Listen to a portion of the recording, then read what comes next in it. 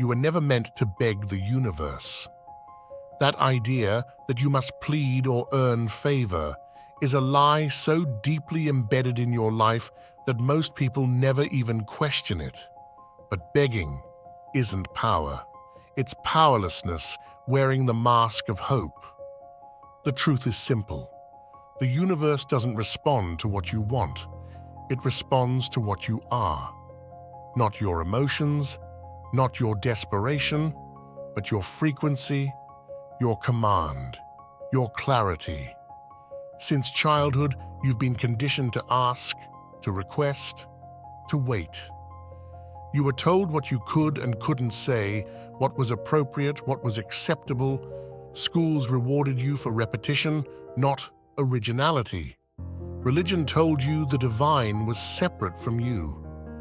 Society said success must be earned, that authority lies outside of you, that safety is found in following the rules.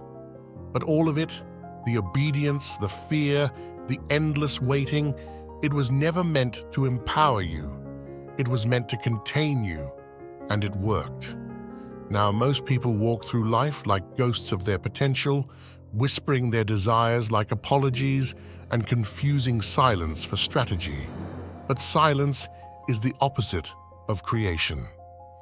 The field, the invisible structure of reality, doesn't respond to words alone. It responds to certainty, to the energy behind the words. That's the real signal. The universe doesn't respond to please. It responds to I am. When you speak with contradiction, the field mirrors confusion. When you hesitate, it reflects doubt. When your words say yes, but your energy screams no, nothing moves. You may think your life is a result of bad luck, poor timing, or other people's choices.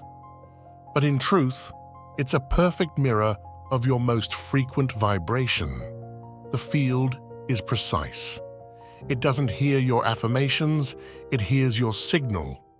That signal is built by your beliefs, your expectations, your internal dialogue, the conversations no one else hears, but you repeat every day without even noticing. This isn't philosophy, it's mechanics. In quantum physics, the act of observation collapses infinite potentials into one concrete reality. What you focus on becomes form. The observer effect is not a metaphor, it's law. That's why your thoughts matter. Your focus has gravity, and your words, they have mass. They're not just sound, they're coding. Every I am you speak imprints a command onto the fabric of your reality. The ancients understood this. Before there was light, there was sound. Before creation, there was the word. In esoteric tradition, the word is the mechanism of manifestation. Why? Because sound carries frequency, and frequency shapes matter. This is why careless language is so dangerous. When you say things like, I'm always broke, I never get lucky, or this always happens to me, you're not venting. You're constructing. Every word is a brick, every phrase is a blueprint. Your subconscious doesn't understand sarcasm. It doesn't sort by what you meant. It hears repetition and takes it as truth. When your thoughts and words are charged with emotion, especially frustration or fear, they embed faster. That's why affirmations only work when they're clean, when they're backed by the frequency of belief, not just hope.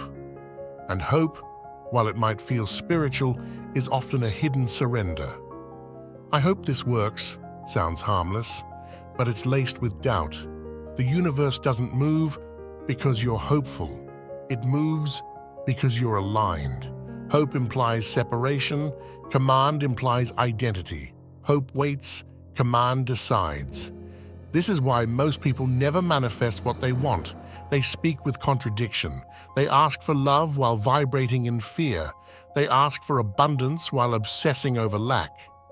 The words and the energy don't match, and the field reads the contradiction, not the intention.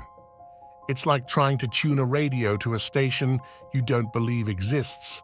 You'll never hear the music, no matter how loud you turn the dial. To speak to the universe like a god, you have to stop asking for what's already yours. You have to shift from the role of seeker to source, from hoping it might happen to knowing it must. Not because you're special, but because that's how the field works. It mirrors your strongest signal. The more consistent that signal, the faster the results. This is the power of alignment.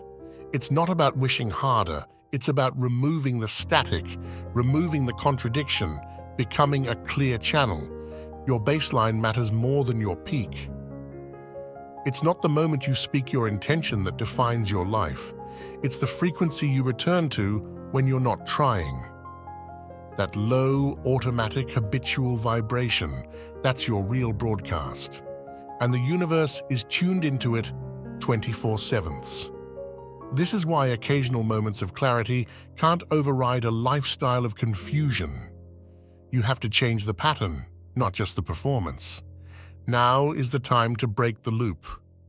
The loop of speaking doubt, rehearsing fear, and narrating defeat. Your voice is not a reflection of your current life. It's the architect of your future.